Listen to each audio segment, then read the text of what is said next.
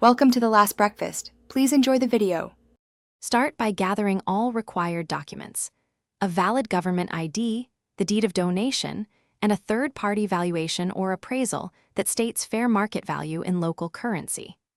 Determine the taxable base by subtracting any allowable exemptions and documented liabilities, such as outstanding mortgages or liens.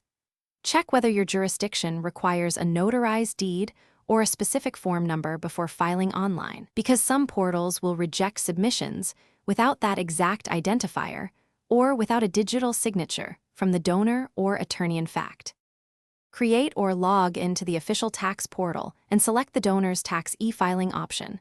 Avoid third-party sites that are not government authorized. Enter donor and donee names, relationship, transaction date, description of the donated property, and the declared fair market value in the required currency field. Attach scanned copies of the ID, deed, valuation, and any supporting documents in the prescribed formats. Then preview the computed tax liability on screen. Use the portal calculator to verify the tax amount and check all entries for numeric accuracy before proceeding to signature. Sign electronically using the portal's digital signature tool or upload a signed PDF when required. Some systems accept a scanned wet signature with a notarization stamp. Pay the assessed donor's tax immediately using available e-payment options such as bank transfer, credit card, or government e-wallet, and save the transaction number and payment confirmation.